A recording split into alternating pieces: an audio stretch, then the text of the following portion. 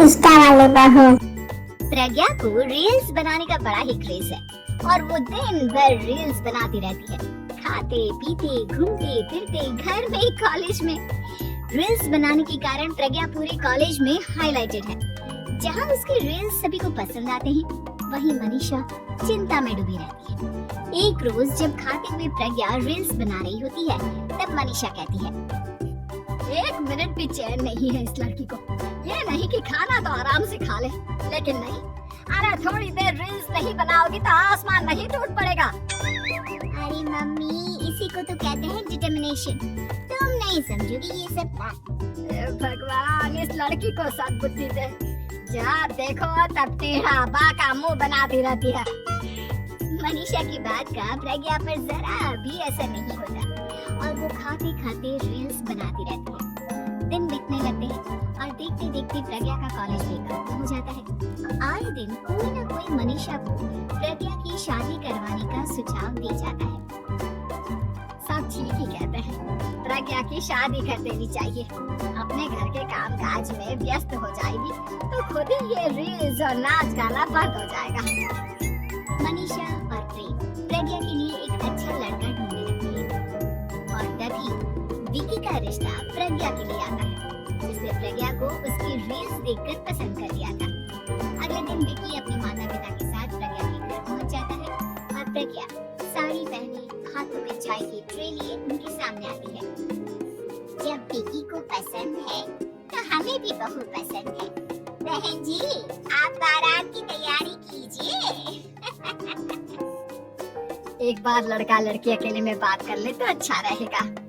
हाँ हाँ, क्यों नहीं। मनीषा विकी को प्रज्ञा के कमरे में भेजती है, जहाँ प्रज्ञा पहले से ही रील्स बना रही होती है।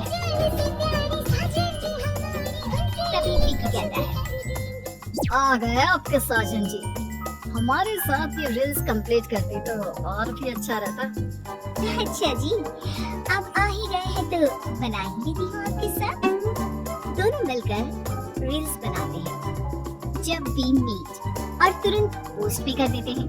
फिर विकी कहता है, जब आप साड़ी में चाय लेकर आई तब मुझे लगा कि कहीं मैं गलत घर में तो नहीं आ गया। अब सही है। दोनों की शादी पक्की हो जाती है और शादी के दिन भी प्रज्ञा रील्स बनाने से चूकती नहीं। यहाँ तक कि बारात के समय भी नाचते हुए रील्स बनाती है। सभी लोग प्रज्ञा की तारीफ के पुल बांध देते हैं और प्रज्ञा नाचती गाती अपने ससुराल चली जाती है। सब कुछ अच्छा चल रहा होता है।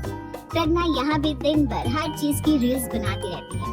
लेकिन कुछ दिनों के बाद जब सुनीता कहती है, बहू, ये रील्स के साथ साथ कुछ काम भी कर लिया करो। वैसे तुझे और क्या क्या बनाना आता है? मम्मी जी, वैसे तो सब कहते हैं कि मैं सब कुछ अच्छा बनाती हूँ, लेकिन मुझे लगता है कि मैगी अच्छा बना लेती हूँ। हाँ, कॉफी भी अच्छा बना लेती हूँ और मुंह तो सबसे अच्छा बना लेती हूँ। अच्छा अच्छा।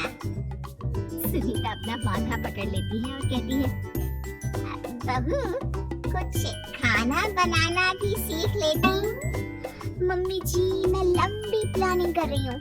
जल्दी ही मैं इतनी फेमस हो जाऊंगी कि मुझे पैसे मिलने लगेंगे। हम दोनों सास बहू राज करेंगे, राज। नौकर काम करेंगी और लोगों की तो लाइन लगेगी हमसे मिलने के लिए। तेरा दिमाग खराब हो गया है क्या बहू?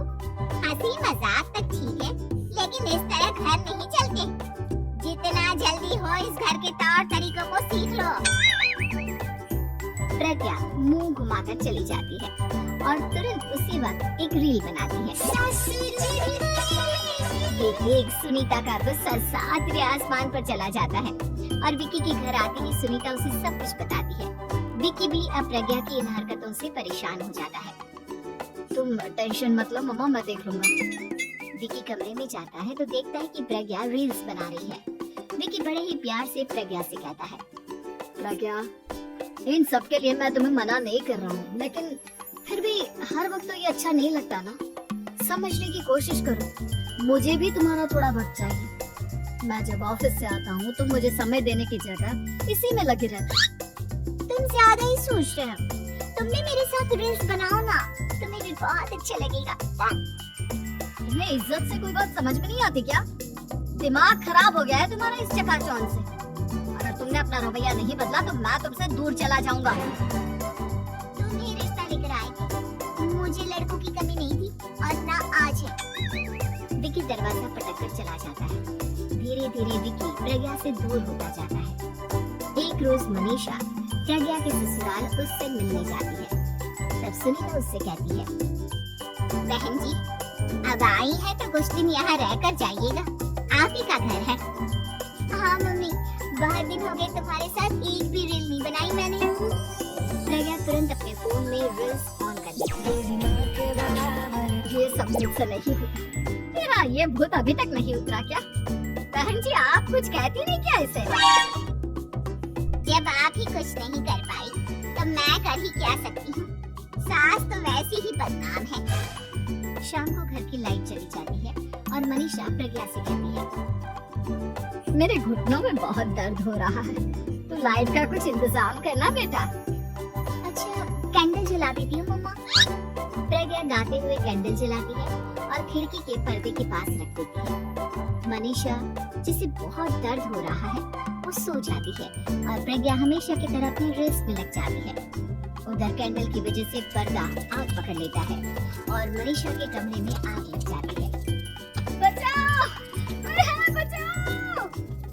सभी भागते हैं और विकी कमरे की आग बुझाने में लग जाता है, लेकिन तब तक मनीषा आधी जल चुकी थी।